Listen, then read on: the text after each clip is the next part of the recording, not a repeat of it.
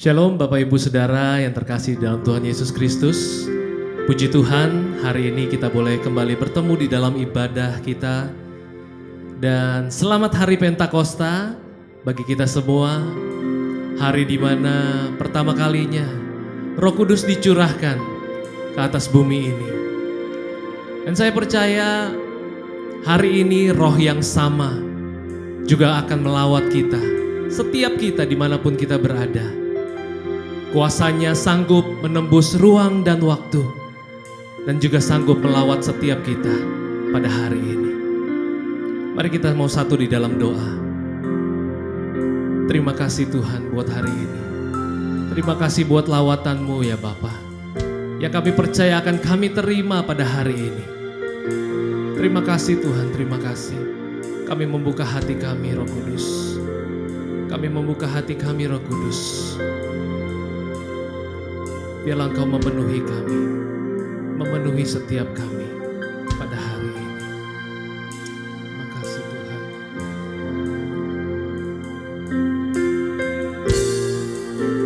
Terima kasih Tuhan. Haleluya.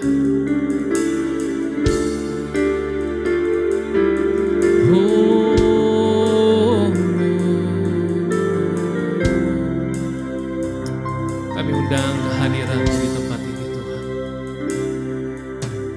Datang Roh Kudus, Kau ku rindu, dengan minyak yang baru urapiku, mengalir penuhiku, mengalir pulihkanku. Kuasa-Mu bebaskan hidupku. Datang Roh Kudus, Kau ku rindu, dengan minyak yang baru urapiku, mengalir penuhiku, mengalir pulihkanku. Kuasa-Mu bebaskan hidupku.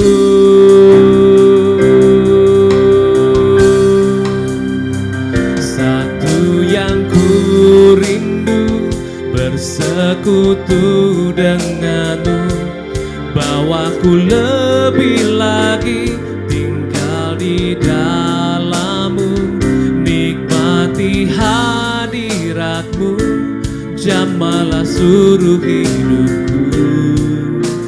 Kuasa-Mu mengubah hidupku. Satu yang ku rindu, bersekutu denganmu, bawaku lebih lagi tinggal di dalam-Mu, nikmati hadirat-Mu, jamahlah seluruh hidupku. Kuasa-Mu mengubah hidupku. Oh, Roh Kudus, ini waktu-Mu. Kami bebaskan Engkau bekerja atas kami Tuhan. Datang Roh Kudus, Kau ku rindu, dengan minyak yang baru urapiku, mengalir penuhiku, mengalir pulihkanku. Kuasa-Mu bebaskan hidupku. Satu yang ku rindu, bersekutu denganmu, bawaku lebih lagi tinggal di dalam-Mu, nikmati hadirat-Mu, jamahlah seluruh hidupku. Kuasa-Mu mengubah hidupku. Satu yang ku rindu, bersekutu denganmu, bawaku lebih lagi tinggal di dalam-Mu,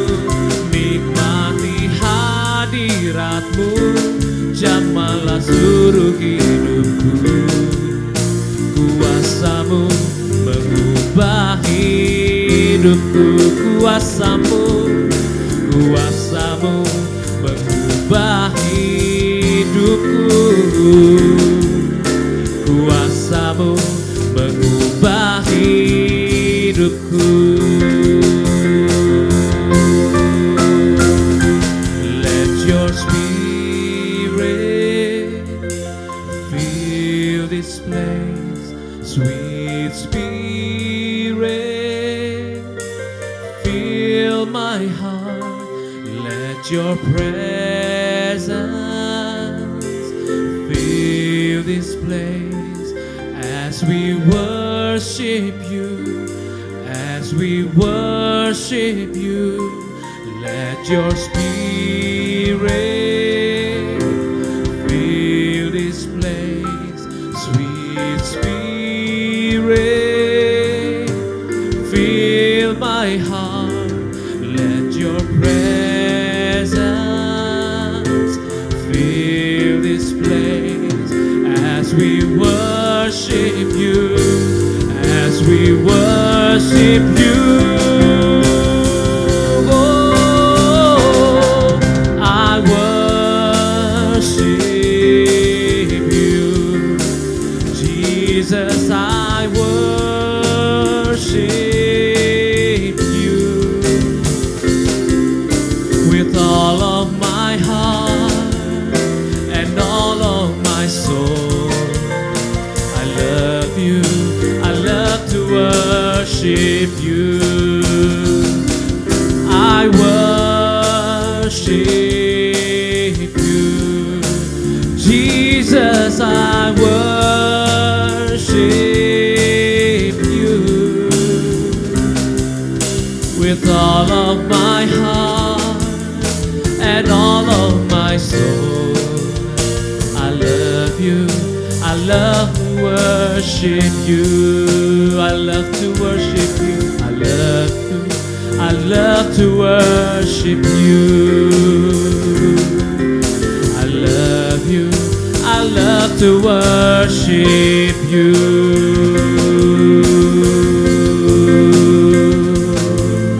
Biarkan kami menyembah-Mu Tuhan hari ini.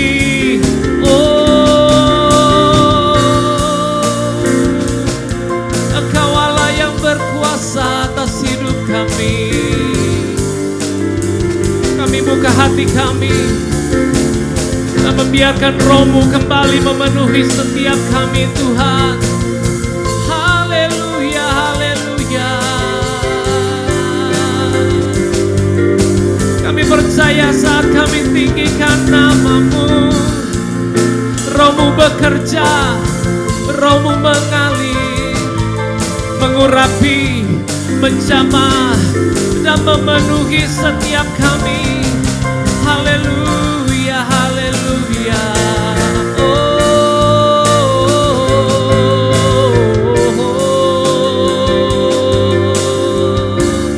Kami butuh Roh-Mu Tuhan, kami butuh Roh-Mu Tuhan.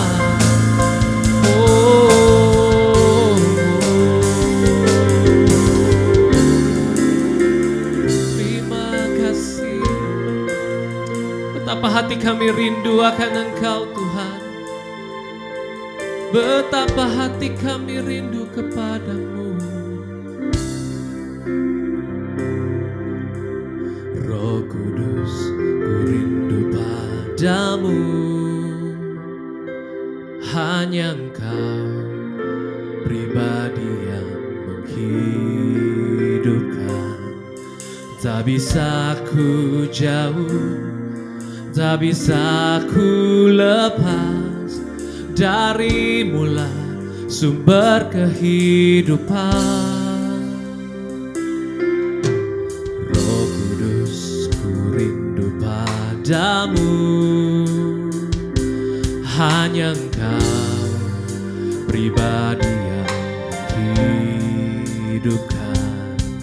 Tak bisa ku jauh, tak bisa ku lepas dari mula sumber kehidupan.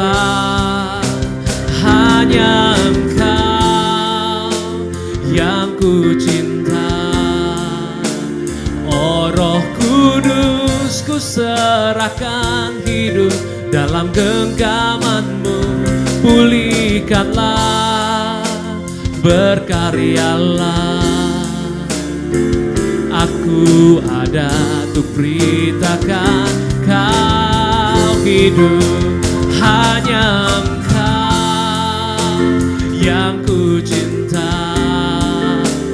Oh Roh Kudus, ku serahkan hidup dalam genggaman-Mu. Pulihkanlah, berkaryalah. Aku ada untuk beritakan Kau hidup. Aku ada untuk beritakan Kau hidup. Aku ada untuk beritakan Engkau hidup.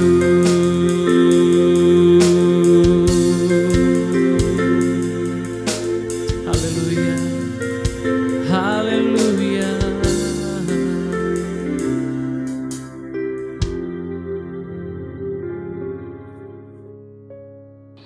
Shalom jemaat yang dikasihi oleh Tuhan. Hari ini kita perlu bersyukur karena kita masih diberikan kesempatan oleh Tuhan untuk memperingati hari yang luar biasa, hari yang memulai sejarah perjalanan gereja Tuhan, di mana sekarang kita sedang menikmati keberadaannya dan kita sedang menikmati kehadiran Tuhan melalui gereja Tuhan. Berkenaan dengan hari besar yang disebut Hari Raya Pentakosta, saya ingin menyampaikan sesuatu yang Tuhan berikan di hati saya berkenaan dengan pentingnya kita sebagai orang-orang percaya mengalami baptisan roh atau dipenuhi oleh Roh Kudus. Sebelum kita menikmati lebih jauh kebenaran firman Tuhan yang saya harus sampaikan kepada kita pada hari yang luar biasa ini, mari kita tundukkan kepala dan kita berdoa. Bapa yang baik, saat ini kami merendahkan hati kami di hadapan Tuhan. Seraya memohon biarlah Roh Kudus-Mu memimpin kami agar kami mampu mendengarkan suara Tuhan yang selalu memberikan penghiburan kekuatan kepada kami, bahkan selalu memimpin kami dalam terangnya yang ajaib untuk mencapai jalan-jalan Tuhan di mana di dalamnya ada kemuliaan Allah. Sekarang ya Tuhan, berfirman-Lah kepada kami sungguh-sungguh merindukannya dan kami sungguh-sungguh rindu mendengarkannya. Di dalam nama Yesus kami berdoa. Amin. Hari Pentakosta memang sebetulnya adalah hari raya miliknya orang Yahudi. Ya, kita tahu bahwa Pentakosta itu berarti hari yang ke-50. Umat Yahudi selalu bersukacita dan bersyukur ketika merayakan hari ini karena ada dua hal penting. Yang pertama, Hari Raya Pentakosta merupakan hari di mana Tuhan menurunkan hukum Taurat yang disebut dengan 10 hukum atau Dasatita atau Ten Commandment. Mereka bersyukur karena Allah menyertai mereka dengan hukum-hukumnya sehingga mereka merasakan bahwa Tuhan menyertai mereka. Tapi selain itu, Hari Raya Pentakosta merupakan hari syukur karena Tuhan memberkati apa yang mereka kerjakan. Disebut juga sebagai Hari Raya 7 Minggu, di mana Tuhan memberkati ladang mereka, usaha mereka, sehingga mereka mengalami panen raya yang luar biasa. Namun, di dalam Perjanjian Baru, Alkitab menuliskan makna Pentakosta itu jadi berbeda. Walaupun memang tetap menjadi hari raya orang Yahudi, tetapi dalam pemahaman gereja itu menjadi berubah karena di hari raya itulah Tuhan menepati janjinya dan mencurahkan Roh Kudus-Nya kepada orang-orang percayanya. Jadi gereja Tuhan hari-hari ini memberikan makna kepada Pentakosta adalah hari raya pencurahan Roh Kudus. Nah, berkenan dengan hal ini saya ingin membacakan kepada kita sebelum kita lebih jauh mengapa orang percaya harus dipenuhi oleh Roh Kudus. Yang pertama saya bacakan bagi kita Kisah Para Rasul pasal yang pertama ayat yang keempat. Pada suatu hari ketika ia makan bersama-sama dengan mereka, ia melarang mereka meninggalkan Yerusalem dan menyuruh mereka tinggal di situ menantikan janji Bapa yang demikian katanya. Telah kamu dengar daripadaku, sebab Yohanes membaptis dengan air, tetapi tidak lama lagi kamu akan dibaptis dengan Roh Kudus. Ada satu ayat lagi, dan ini merupakan pernyataan Tuhan melalui tulisan Paulus kepada jemaat Efesus. Efesus pasal 5 ayat 18 dikatakan, janganlah kamu mabuk oleh anggur, karena anggur menimbulkan hawa nafsu, tetapi hendaklah kamu penuh dengan roh. Kekasih-kekasih Tuhan, saya mau katakan, dari dua ayat ini kita tahu bahwa dipenuhi Roh Kudus itu bukan sekedar pencitraan, tetapi dipenuhi Roh Kudus merupakan perintah yang Tuhan berikan kepada setiap orang percayanya. Kenapa Tuhan perintahkan seperti itu? Karena kita tahu bahwa tanpa Roh Kudus memenuhi kehidupan kita, kita tidak mungkin sampai kepada tujuan Allah. Kita tidak mungkin masuk ke dalam rancangan Tuhan dan kemudian kita hidup di dalam rancangan Tuhan dan menyelesaikan rancangan Tuhan dalam kehidupan kita. Injil Yohanes pasal 3 ayat 5 berkata, sesungguhnya jika seorang tidak dilahirkan dari air dan roh, ia tidak dapat masuk ke dalam kerajaan Allah. Artinya, setiap orang percaya tidak mengalami baptisan air, tanda pertobatan, tidak mengalami pertobatan, kemudian tidak dipenuhi oleh Roh Kudus, dia tidak akan pernah dapat masuk ke dalam kerajaan Allah. Kita tahu Yesus datang ke dunia untuk memberitakan tentang kerajaan Allah dan menebus dosa manusia supaya manusia kembali bersama-sama dengan Dia di dalam kerajaannya. Nah, ini rencana yang besar yang tidak mungkin terjadi jika orang-orang percayanya tidak mengalami baptisan roh atau tidak dipenuhi oleh Roh Kudus. Jadi Allah mengutus Roh Kudus kepada setiap orang percaya agar saya dan saudara mengalami kemenangan yang sempurna, karena pasti akan mencapai sebuah kehidupan seperti Kristus. Dan apa yang terjadi jika kita tidak dipenuhi Roh Kudus? Saya melihat begitu banyak akibat-akibat yang akan kita alami. Namun sebelum sampai ke sana, kita mau bentuk satu pertanyaan. Apa sih artinya dipenuhi oleh Roh Kudus itu?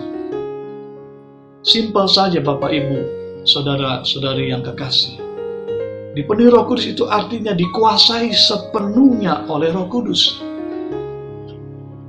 Di dalam ayat yang kedua yang saya baca tadi, janganlah kamu mabuk oleh anggur, karena anggur menimbulkan hawa nafsu, tetapi hendaklah kamu penuh dengan roh.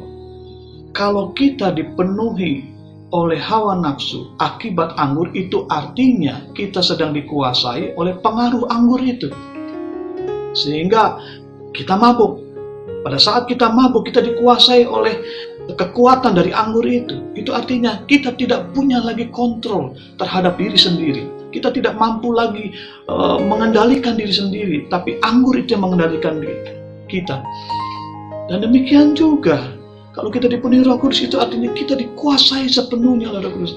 Kita tidak mampu lagi mengatur diri kita, tapi Roh lah yang mengatur kita. Saya setuju juga kalau ada hamba Tuhan yang mengatakan bahwa dipenuhi Roh Kudus itu dapat digambarkan sebuah gelas yang dipenuhi oleh air. Tapi mungkin buat saya itu masih kurang pas. Yang pas adalah gelas itu bukan cuma dipenuhi oleh air, tapi gelas itu tenggelam di dalam air. Itu artinya dikuasai oleh Roh Kudus. Bapak Ibu kekasih-kekasih Tuhan, hari yang bahagia ini, hari yang luar biasa ini, saya mau ajak kepada kita untuk memperhatikan lebih jauh kenapa kita kenapa saudara sekalian dipenuhi Roh Kudus? Dan apa akibatnya kalau kita tidak dipenuhi Roh Kudus? Saya mendapatkan beberapa hal yang perlu kita camkan. Dan ini adalah masalah yang serius. Berkenaan dengan perjuangan kita di akhir zaman ini yang semakin membutuhkan kekuatan ekstra, pemahaman yang lebih dalam lagi dalam menjalani hidup ini. Nah, saya melihat yang pertama, jika seseorang tidak dipenuhi Roh Kudus atau tanpa kepenuhan Roh Kudus, ia tidak akan pernah insaf dari dosa. Bukan saja tidak ingat, andaikan ingat, dia tidak pernah punya kemampuan untuk insaf. Artinya kembali kepada kebenaran, kembali kepada Allah. Dia tidak punya kemampuan kalau dia tidak dipenuhi Roh Kudus. Yohanes 16 ayat 8 mencatat, dan kalau ia datang, yaitu Roh Kudus, ia menginsafkan dunia akan dosa, kebenaran, dan penghakiman. Saya ingat betul, saya ke gereja dari kecil. Tapi pada saat Roh Kudus memenuhi kami, bukan cuma saya, pada saat yang tidak memungkinkan sebetulnya untuk seorang bertobat, tapi karena Roh Kudus menjamah, Roh Kudus melawat, saya bisa menangis hancur hati. Dan saya bisa melihat dosa-dosa saya dengan luar biasa. Sehingga saya tersungkur dan kembali membuka hati, minta supaya Tuhan menguasai saya. Itu pekerjaan Roh Kudus. Jadi kalau orang tidak dipenuhi Roh Kudus, orang percaya tidak penuh Roh Kudus, dia tidak akan pernah sadar akan dosanya. Nah, ini bahaya sekali. Saudara bisa bayangkan ke gereja tapi tidak bertobat. Jadi orang Kristen tidak bertobat. Jadi anak Tuhan tidak menampakkan sebagai anak-anak Tuhan. Karena apa? Roh Kudus tidak memenuhi kehidupannya.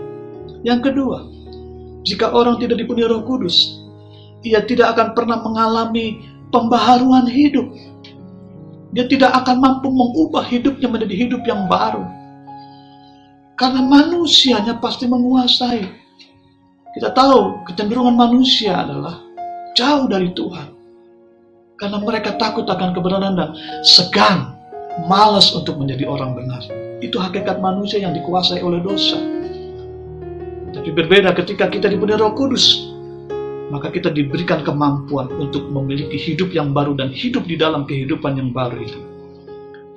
Di dalam Titus pasal yang ketiga ayat yang kelima berkata, pada waktu Dia telah menyelamatkan kita, bukan karena perbuatan baik yang telah kita lakukan, tetapi karena rahmat-Nya, oleh permandian kelahiran kembali dan oleh pembaharuan yang dikerjakan oleh Roh Kudus. Jadi pertobatan kita, kekuatan kita untuk memiliki hidup yang baru dan hidup di dalamnya, itu semua karena Roh Kudus. Jadi nggak mungkin kalau orang tidak dipenuhi Roh Kudus, itu serta-merta, ujuk-ujuk, kemudian bertobat, kemudian hidup baru. Nggak mungkin. Karena pada hakikatnya dosa akan menguasai kita dan menjauhkan kita dari kehidupan yang layak di hadapan Tuhan. Yang ketiga, jika orang tidak dipenuhi Roh Kudus, maka dia tidak akan pernah memiliki penolong yang memadai dalam menghadapi persoalan kehidupan ini. Khususnya hari-hari ini kita tahu, kita semakin berat menghadapi hidup ini. Kebebasan kita terbatas, pekerjaan kita menjadi terbatas, dan pastinya hasil yang kita peroleh juga semakin terbatas. Tidak jarang orang akhirnya harus tidak bekerja, tidak berkarya. Andaikan berkarya lebih sedikit, lebih minim, karena keterbatasan kondisi wabah ini membentuk kita menjadi orang-orang yang menjadi terbatas. Tetapi firman Tuhan berkata, kalau kita dipenuhi Roh Kudus, maka Dia akan menolong kita menghadapi semua persoalan hidup, sehingga kita tetap tegar, kita tetap kuat, dan kita tetap maksimal. Yohanes 14 ayat 16 berkata, aku akan minta kepada Bapa, dan Ia akan memberikan kepadamu seorang penolong lain, supaya Ia menyertai kamu selama lamanya. Penolong itu artinya seorang yang dipanggil berjalan bersama-sama. Bahkan dia menjaga kita sehingga kita tetap dalam keadaan yang baik, keadaan yang tenang. Dan kita boleh melewati semua persoalan hidup kita. Bapak Ibu, kita perlu penolong hari-hari. Oleh karena itu, buka hatimu, biarkan Roh Kudus memenuhi kehidupanmu. Yang keempat, jika orang percaya tidak dipenuhi oleh Roh Kudus, maka kita tidak akan pernah masuk ke dalam seluruh kebenaran. Yohanes 16 ayat 13 berkata, tetapi apabila ia datang, yaitu Roh kebenaran, ia akan memimpin kamu ke dalam seluruh kebenaran. Artinya, seseorang yang tidak dipenuhi Roh Kudus nggak mungkin bisa hidup benar. Apalagi seluruh kehidupannya berjalan di dalam kebenaran. Hanya Roh Kudus yang memampukan kita. Karena dia penolong dan roh kebenaran yang memampukan kita, mengarahkan kita, menjaga kita untuk terus di dalam rel kebenarannya Allah. Yang kelima, jika seorang tidak dipenuhi Roh Kudus, ia tidak akan pernah memiliki hikmat dan wahyu yang memadai untuk mengatasi tipu muslihat iblis yang hari-hari sedang bekerja di seluruh dunia melalui wabah corona ini. Kita lihat banyak orang-orang yang potensial akhirnya mereka menderita ketakutan dan khawatir. Dan banyak anak-anak Tuhan yang tidak bisa lagi berdoa. Banyak anak-anak Tuhan yang tidak percaya lagi kepada Tuhan. Karena masalah yang menekan mereka. Dan mereka kehabisan akal untuk menghadapi ini. Untuk itu kita perlu dipenuhi Roh Kudus supaya apa? Kita memiliki hikmat dan wahyu. Bagaimana kita mengatasi segala tipu muslihat iblis yang membonceng dari masalah-masalah yang sedang terjadi hari-hari ini. Efesus 1 ayat 17 dan 18 berkata, dan meminta kepada Allah Tuhan kita Yesus Kristus, yaitu Bapa yang mulia itu, supaya ia memberikan kepadamu roh hikmat dan wahyu untuk mengenal Dia dengan benar, dan supaya ia menjadikan mata hatimu terang agar kamu mengerti pengharapan apa yang terkandung dalam panggilannya, betapa kayanya kemuliaan bagian yang ditentukannya bagi orang-orang kudus. Tanpa Roh Kudus kita nggak punya hikmat. Pikiran kita jadi terbatas. Mungkin kita punya pikiran, tapi pikiran kita menjadi pikiran yang pendek. Kita tidak bisa lagi memiliki hal-hal yang kita bisa lakukan di masa depan kita. Kita tahu masa depan kita tergantung pada hari ini. Kalau hari ini pikiran kita picik, maka yang terjadi masa depan kita adalah masa depan yang suram, masa depan yang semakin bermasalah. Kita perlu dipenuhi Roh Kudus. Yang keenam, jika orang tidak dipenuhi Roh Kudus, maka ia tidak mampu hidup sebagai anak-anak Allah. Roma 8 ayat 14-16 berkata, semua orang yang dipimpin Roh Allah adalah anak Allah. Sebab kamu tidak menerima roh perbudakan yang membuat kamu menjadi takut lagi, tetapi kamu telah menerima roh yang menjadikan kamu anak Allah. Oleh roh itu kita berseru, ya Aba, ya Bapa. Roh itu bersaksi bersama-sama dengan roh kita bahwa kita adalah anak-anak Allah. Jadi nggak mungkin kalau kita tidak dipenuhi Roh Kudus, kita sanggup hidup sebagai anak-anak Allah. Yang ketujuh, kalau kita tidak dipenuhi oleh Roh Kudus, maka kita tidak akan mampu mengalahkan perbuatan-perbuatan daging kita untuk menghasilkan buah roh. Roma 8 ayat 13 berkata, sebab jika kamu hidup menurut daging, kamu akan mati. Tetapi jika oleh roh kamu mematikan perbuatan-perbuatan tubuhmu, kamu akan hidup. Galatia 5 ayat yang ke-22 dan 23. Tetapi buah roh ialah kasih, sukacita, damai sejahtera, kesabaran, kemurahan, kebaikan, kesetiaan, kelemah lembutan, penguasaan diri. Tidak ada hukum yang menentang hal-hal ini. Tidak mungkin seseorang menghasilkan buah roh kalau dia tidak dikuasai, tidak dipenuhi oleh roh itu sendiri. Buah roh adalah hasil persekutuan kita dengan Roh Kudus. Untuk itu kita perlu, karena kita tahu dari Yohanes 15 ayat 8 berkata, Tuhan akan dipermuliakan kalau kita menghasilkan buah yang banyak. Tidak mungkin kita menghasilkan buah yang banyak kalau Roh Kudus tidak menguasai kita. Yang kedelapan, seorang percaya tidak akan pernah mampu paham dan mampu berdoa dengan cara yang benar kalau dia tidak dipenuhi Roh Kudus. Roma 8:26 berkata, demikian juga Roh membantu kita dalam kelemahan kita. Sebab kita tidak tahu bagaimana sebenarnya harus berdoa, tetapi Roh sendiri berdoa untuk kita kepada Allah dengan keluhan-keluhan yang tidak terucapkan. Saya katakan kepada kita, kenapa banyak orang Kristen tidak suka berdoa? Karena tidak dipenuhi Roh Kudus. Karena kalau orang dipenuhi Roh Kudus, dia akan punya semangat untuk berdoa. Hatinya terbakar dan selalu punya kerinduan untuk akrab dengan Tuhan. Saya juga tahu bahwa fasilitas yang Tuhan berikan kepada kita untuk bisa intim dengan Tuhan adalah doa. Kita nggak akan paham itu kalau Roh Kudus tidak memenuhi kehidupan kita. Yang kesembilan, saudara, kita tidak akan pernah mampu memiliki jaminan sebagai orang percaya kalau kita tidak dipenuhi Roh Kudus. Supaya kita bisa sungguh-sungguh hidup sebagai anak Allah dan menjadi milik Allah selama-lamanya. Efesus 1 ayat 13-14 berkata, di dalam Dia kamu juga karena kamu telah mendengar firman kebenaran yaitu Injil keselamatan. Di dalam Dia kamu juga ketika kamu percaya dimateraikan oleh Roh Kudus yang dijanjikan itu. Dan Roh Kudus itu adalah jaminan bagian kita sampai memperoleh seluruhnya, yaitu penebusan yang menjadikan kita milik Allah untuk memuji kemuliaannya. Jadi kalau orang tidak dipenuhi Roh Kudus, dia tidak punya jaminan untuk sampai kepada kekekalan. Karena Tuhan akan melihat jaminannya apa kita masuk surga. Ya, tapi kalau kita dipenuhi Roh Kudus, Allah akan tahu persis kita punya jaminan. Karena Roh Kudus akan terus memimpin kita dan mementeraikan kita.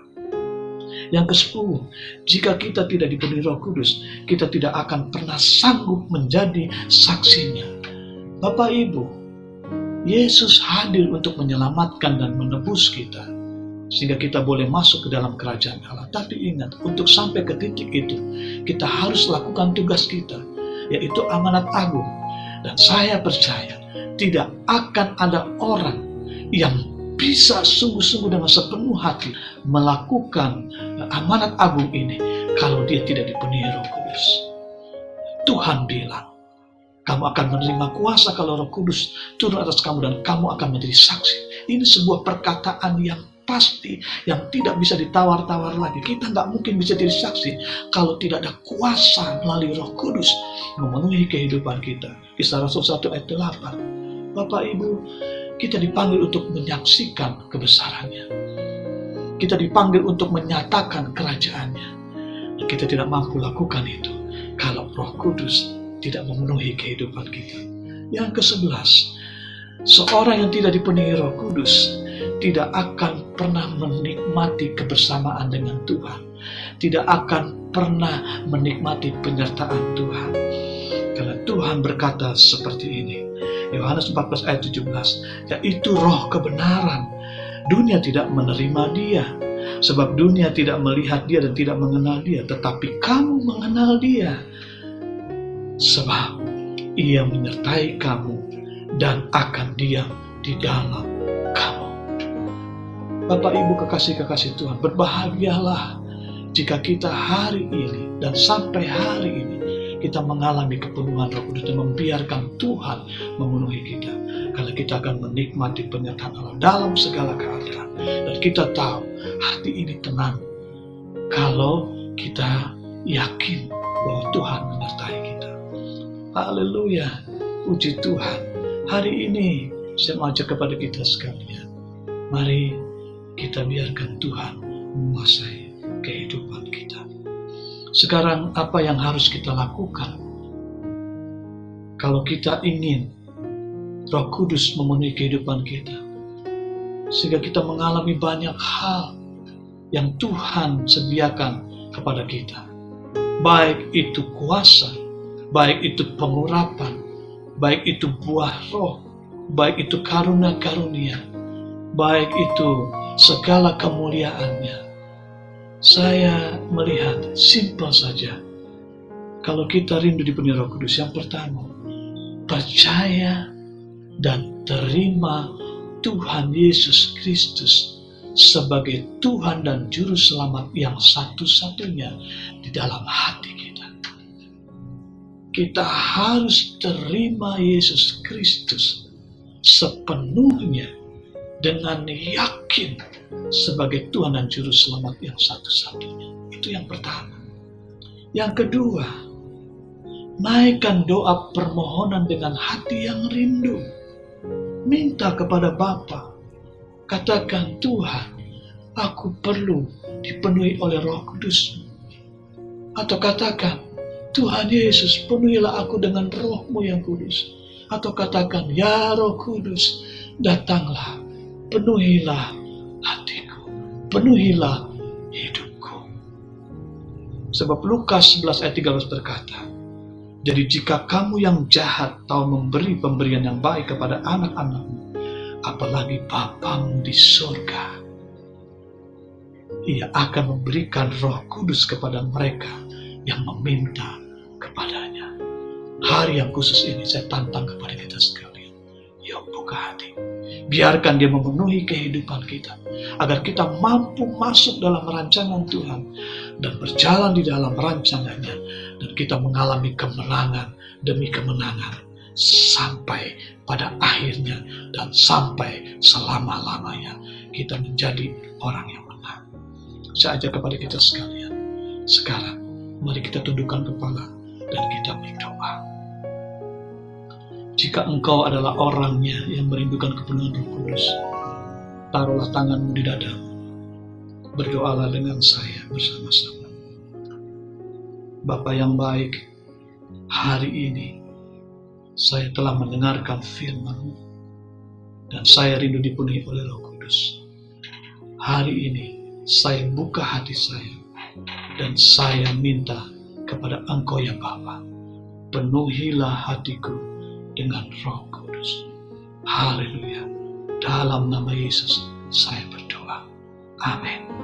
Setelah saudara berdoa seperti itu, saya percaya saudara pasti mengalami kepenuhan Roh Kudus, dan saudara akan mengalami banyak hal di mana di dalamnya ada kemuliaan Allah yang selalu bertambah-tambah Tuhan nyatakan dalam kehidupanmu. Sekarang kita mau berdoa syafaat. Bapa di surga, hari ini kami berdoa buat orang-orang percayamu di seluruh muka bumi, khususnya di Indonesia, khususnya lagi di gereja kami, di Jalan Duyung dan cabang Krenmo. Penuhilah kami kembali dengan Roh-Mu yang kudus. Penuhi kami Tuhan, dan jangan biarkan kami hidup tanpa Roh Kudus, karena kami tahu banyak hal yang kami akan alami dan semua pasti merugikan kami. Olehnya Bapa, hari ini kami buka hati kami kembali. Penuhi kami jemaat-Mu, penuhi orang-orang percayamu, penuhi semua gerejamu dengan Roh Kudus-Mu, sehingga kami boleh mampu melakukan apa yang Tuhan perintahkan kepada kami, dan dengan segala pemahaman kami boleh semakin mengasihi Tuhan dan mentaati semua perintah Tuhan. Begitu juga dengan hamba-hamba-Mu, para pemimpin gereja, penuhi mereka dengan Roh Kudus-Mu, sehingga mereka kembali kepada jalan Tuhan, dan mereka terus bersemangat, dan mereka terus semakin sempurna di hadapan Tuhan, dan melakukan segala apa yang menjadi tugas mereka dengan maksimal, sehingga banyak jiwa yang dimenangkan. Tuayan besar terjadi di akhir zaman ini sebelum kedatangan-Mu yang kedua kali. Kami berdoa di dalam nama Tuhan Yesus. Haleluya. Amin. Mari kita bersyukur kepada Tuhan. Sekarang ya Tuhanku, ku serahkan hidupku dalam pimpinanmu, dalam kehendakmu.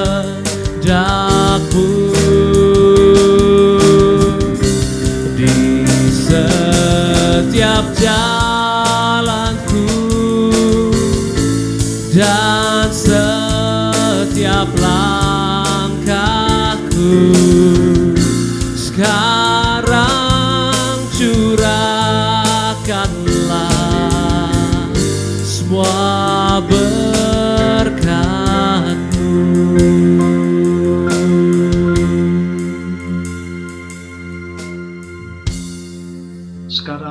Bapak Ibu sekalian, kita akan akhiri ibadah kita dan kita akan menerima berkat dari Tuhan. Angkatlah tanganmu, terimalah berkat Tuhan. Tuhan memberkati engkau dan melindungi engkau. Tuhan menyinari engkau dengan wajah-Nya dan memberi engkau kasih karunia. Tuhan menghadapkan wajah-Nya kepadamu dan memberi engkau damai sejahtera. Biarlah segala berkat kasih Allah Bapa, anugerah dalam Yesus Kristus Tuhan, serta pertolongan dan penghiburan dari Roh Kudus menyertai kita sekalian mulai hari ini sampai selama-lamanya. Amin. Selamat Hari Raya Pentakosta. Selamat menikmati kepenuhan Roh Kudus. Haleluya. Amin.